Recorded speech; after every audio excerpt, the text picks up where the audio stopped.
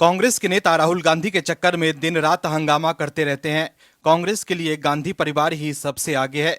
गांधी परिवार के आगे कांग्रेस को कुछ भी नहीं दिखता है। लेकिन कांग्रेस के नेता राहुल गांधी अब एक्सपोज हो गए हैं और अब जो बात बाहर आ रही है उससे सब हैरान है। मोदी सरकार पर निशाना साधने के लिए राहुल गांधी नए नए मुद्दे ढूंढ रहे हैं, लेकिन राहुल गांधी के साथ कुछ भी अच्छा नहीं हो रहा है। मोदी सरकार को घेरने चले राहुल गांधी को लेकर जो खबर आई है उससे कांग्रेस के नेताओं को जबरदस्त मिर्ची लग रही है। कांग्रेस के लोग हंगामा कर रहे हैं। राहुल गांधी की भक्ति में लीन कांग्रेस के नेता जो कर रहे हैं उससे कई सवाल उठ रहे हैं। राहुल गांधी का जो फोटो सोशल मीडिया पर वायरल हुआ है उससे कांग्रेस की पोल खुल गई है और कांग्रेस के नेता एक्सपोज हो गए हैं। राहुल गांधी कैसे राजनीतिक फायदे के लिए कुछ भी करते हैं उसको लेकर भी इस वीडियो में बताएंगे आपको। इसके अलावा सुप्रीम कोर्ट से क्या खबर आई है वो भी बताएंगे आपको इस वीडियो में। तो बने रहिए हमारे साथ अंत तक और देखिए हमारी ये खास रिपोर्ट। कांग्रेस के तमाम नेता बस गांधी परिवार की भक्ति में लीन रहते हैं। उन्हें देश से कोई लेना देना नहीं है।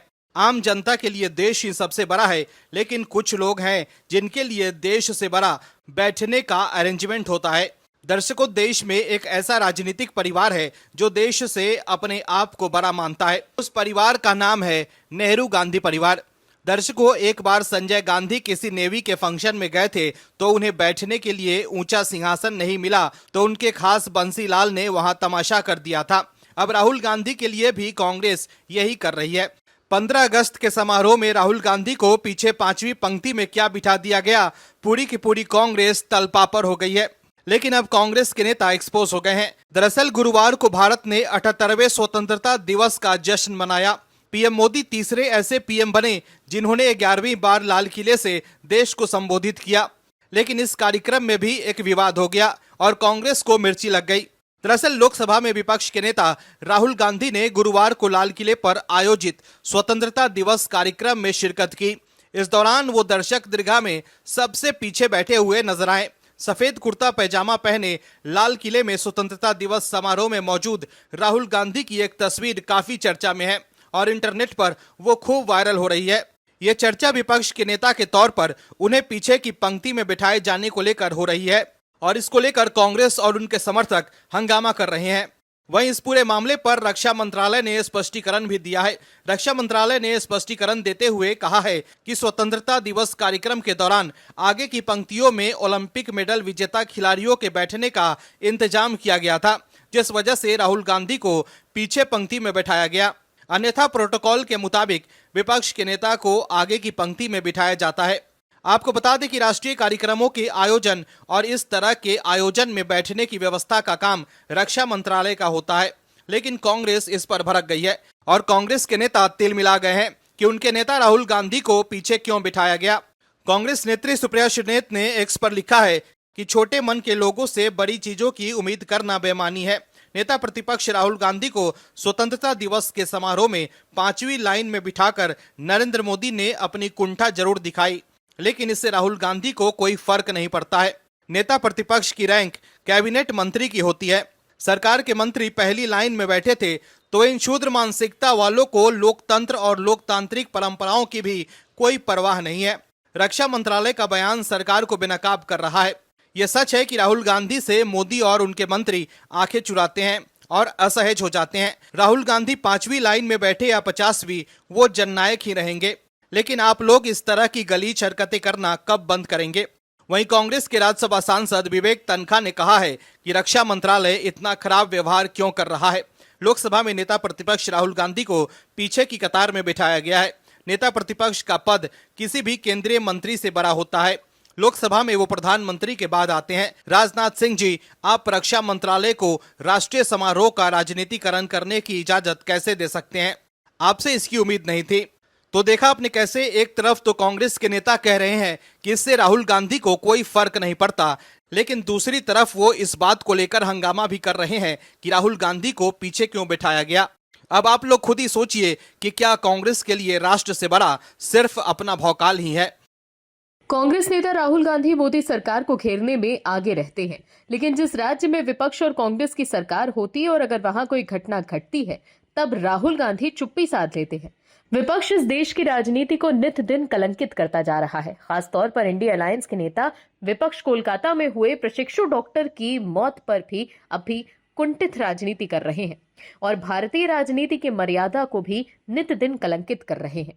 विपक्ष सिर्फ हर मौके पर अपने राजनीतिक स्वार्थ को ही साधने की कोशिश कर रहा है, जिसकी वजह से अब इंडिया अलायंस के नेता भी आमने सामने आ गए हैं। भारतीय राजनीति को हमेशा से ही संवेदनशील माना गया है, लेकिन इस देश में ये भी पहली बार हो रहा है कि विपक्ष एक महिला के साथ हुए जघन्य अपराध पर भी राजनीति कर रहा हो। राहुल गांधी पहले तो इस मामले पर चुप्पी साधे हुए थे, लेकिन बीजेपी ने राहुल की चुप्पी पर सवाल उठाया। तब हार कर घटना के कई दिन बाद राहुल गांधी ने इस मामले पर चुप्पी तोड़ी और ममता सरकार पर सवाल उठाया। राहुल गांधी ने जैसे कोलकाता रेप केस और हत्या मामले में राज्य सरकार से कार्यवाही की मांग की, वैसे ही ममता बनर्जी ने राहुल गांधी के खिलाफ मोर्चा खोल दिया। दरअसल पश्चिम बंगाल की मुख्यमंत्री ममता बनर्जी ने इंडी गठबंधन की सहयोगी कांग्रेस पर पलटवार किया। उन्होंने कहा कि कांग्रेस शासित राज्यों में भी अपराध की घटनाएं सामने आती रही हैं। इसके अलावा ममता बनर्जी ने अपनी कट्टर प्रतिद्वंदी सीपीआई मार्क्सवादी पर भी निशाना साधते हुए कहा कि जब वामपंथी पार्टी सत्ता में थी तब बंगाल में जघन्य अपराध किए गए थे और कांग्रेस शासित राज्यों से भी कई घटनाएं सामने आई थी। बंगाल की सीएम ममता बनर्जी ने कहा कि मैं कांग्रेस से पूछना चाहती हूं, आपके राज्य में कितनी घटनाएं हुई हैं, आप क्या कार्रवाई करते हैं? और सीपीआईएम के शासन में जघन्य अपराधों की भरमार थी और तत्कालीन सरकार चुप थी, क्योंकि तब सोशल मीडिया नहीं था, लोग इतने जागरूक नहीं थे। पिछले सप्ताह दिवंगत हुए वामपंथी नेता और पूर्व मुख्यमंत्री बुद्धदेव भट्टाचार्य का जिक्र करते हुए उन्होंने कहा, इस बात पर जोर देते हैं कि 2000 से 2011 तक उनके सत्ता में रहने के दौरान कई जघन्य अपराध हुए। ममता बनर्जी का बयान ऐसे समय में आया जब खुद कांग्रेस नेता राहुल गांधी ने कोलकाता में महिला ट्रेनी डॉक्टर से दरिंदगी का मुद्दा उठाते हुए राज्य प्रशासन पर निशाना साधा था। कोलकाता में प्रशिक्षु चिकित्सक से दुष्कर्म और उसकी हत्या के मुद्दे पर लोकसभा में नेता प्रतिपक्ष राहुल गांधी ने बुधवार को कहा था कि महिला डॉक्टर को न्याय दिलाने के बजाय आरोपी को बचाने का प्रयास अस्पताल और स्थानीय प्रशासन पर गंभीर सवाल खड़े करता है। कांग्रेस के अध्यक्ष रह चुके राहुल गांधी ने कहा कि कोलकाता में जूनियर डॉक्टर के साथ बलात्कार और हत्या की जघन्य घटना से पूरा देश स्तब्ध है। उन्होंने कहा कि उनके साथ हुई क्रूर और अमानवीय कृत्य के खुलासे में डॉक्टर समुदाय और महिलाओं में असुरक्षा का माहौल है। राहुल गांधी ने एक्स पर लिखा था कि कोलकाता में जूनियर डॉक्टर के साथ हुई दुष्कर्म एवं हत्या की विभत्स घटना से पूरा देश स्तब्ध है। उसके साथ हुई क्रूर और अमानवीय कृत्य की परत दर परत जिस तरह खुलती जा रही है, उससे चिकित्सक बिरादरी और महिलाओं के बीच असुरक्षा का माहौल है। दर्शकों, जो लोग एक महिला को न्याय दिलाने के लिए एक साथ नहीं खड़े हो सकते, वो देश की महिलाओं को कैसे संभाल पाएंगे? हालांकि इस मुद्दे पर राहुल गांधी को बोलने में कुछ दिन लग गए, लेकिन अगर यही घटना बीजेपी शासित राज्य में होती तो अब तक राहुल गांधी कब का बोल चुके होते और सीधे पीएम मोदी पर निशाना साध देते। लेकिन मामला इंडी गठबंधन शासित राज्य बंगाल का था, इसीलिए राहुल ने तब बयान दिया जब बीजेपी ने उन्हें बोलने पर मजबूर कर दिया। जब से मोदी सरकार आई है तब से विपक्षी नेताओं के कारनामे बाहर आ रहे हैं। पीएम मोदी ने पहले ही कह दिया था कि न खाऊंगा और न खाने दूंगा, लेकिन विपक्ष के नेता अपनी आदतों से बाज नहीं आ रहे थे और वो भ्रष्टाचार पर भ्रष्टाचार किए जा रहे थे। लेकिन जब उन पर कार्रवाई हुई और भ्रष्टाचार के आरोप लगे, तब वो अपने आप को बचाने के लिए देश के बड़े से बड़े वकीलों को हायर कर रहे हैं और इस वक्त ज्यादातर विपक्षी नेताओं को बचाने की जिम्मेदारी अभिषेक मनु सिंघवी और कपिल सिब्बल के कंधों पर है। ज्यादातर विपक्षी नेता अपने आप को बचाने के लिए सिब्बल और सिंघवी के पास ही जा रहे हैं। इसमें अरविंद केजरीवाल से लेकर कई विपक्षी नेताओं के नाम शामिल हैं। हालांकि सिंघवी केजरीवाल को बाहर नहीं निकलवा पा रहे। तो वहीं अब जो खबर आई है उससे ये पता चल रहा है कि सिब्बल भी काफी परेशान हैं और उनकी भी दाल नहीं गल रही। दर्शकों, कांग्रेस के वकील या कांग्रेस से ताल्लुक रखने वाले वकील हमेशा से ही एक ऐसे लोगों के लिए वकालत करते आए हैं जो अपराधी पृष्ठभूमि से ताल्लुक रखते हो। चाहे राम मंदिर का विरोध हो या फिर असामाजिक तत्वों के लिए वकालत करना हो, हर जगह ये लोग पाए जाते हैं। इन्हीं चंद वकीलों में से एक हैं कपिल सिब्बल, जो हमेशा से ही पैसे के लिए कानून की बारीकियों से कबड्डी खेलकर समाज के लिए खतरनाक साबित हो सकने वाले लोगों के लिए पैरवी करते दिखते हैं। ऐसे ही एक और मामले के लिए कोर्ट में पेश हुए कपिल सिब्बल, लेकिन सुप्रीम कोर्ट में इस बार उनकी दाल नहीं गली। दरअसल सुप्रीम कोर्ट ने धन शोधन मामले के सिलसिले में जेल में बंद विधायक अब्बास अंसारी की जमानत याचिका पर सुनवाई की। अब्बास अंसारी ने उन्हें जमानत से इनकार करने के इलाहाबाद हाईकोर्ट के फैसले को चुनौती दी थी। कोर्ट ने सुनवाई करते हुए प्रवर्तन निदेशालय यानी ईडी से जवाब मांगा। अब्बास अंसारी गैंगस्टर से नेता बने और पूर्व विधायक मुख्तार अंसारी के बेटे हैं। मुख्तार अंसारी की कुछ महीनों पहले जेल में मौत हो गई थी। जस्टिस MM सुंदरेश और जस्टिस संदीप मेहता ने ईडी को नोटिस जारी किया और अंसारी की जमानत खारिज करने के इलाहाबाद हाईकोर्ट के आदेश को चुनौती देने वाली उनकी अपील पर उनका जवाब मांगा।